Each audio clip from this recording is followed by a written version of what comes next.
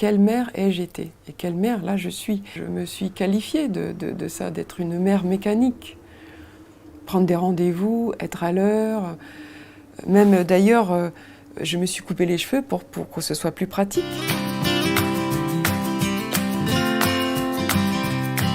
Moi qui avais été une mère très attentive par rapport à mes deux aînés, du jour au lendemain, je n'étais plus là. Il n'y avait plus de maman, c'est-à-dire je ne faisais plus les lits, je n'achetais plus à manger, tout ça était géré ou par des amis ou par mon mari. J'essaye de penser comment je peux être leur mère alors que je suis accaparée vraiment à 90-95% par leur petit frère depuis 9 ans. Mon mari alors, est très pudique, il voyage énormément. Et il peut travailler de nuit, il va peut-être dormir dans la journée, donc on a déjà un rapport qui est très particulier.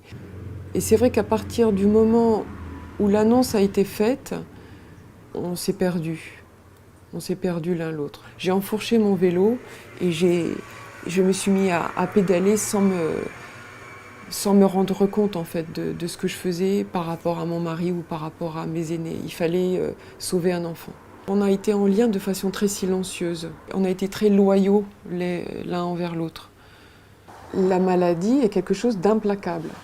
Vous ne pouvez pas l'arrêter, vous ne pouvez pas la tromper, vous ne pouvez pas l'amoindrir. Elle s'immisce dans votre vie, elle fait des dommages collatéraux. Et c'est vrai qu'au début, je me disais, je vais vite faire ça, je vais stimuler ça, je vais faire comme ci, comme ça, il me restera un peu de temps pour moi, pour les autres, etc. Et en fait, ça vous avale tous les jours, et vous faites plus vite et plus fort, et vous essayez encore et encore. Mais en fait, c'est pas dans cette dynamique-là qu'il faut se positionner. J'essaye de faire au mieux de ce que je pense pour mes enfants, pour mon mari et pour moi-même.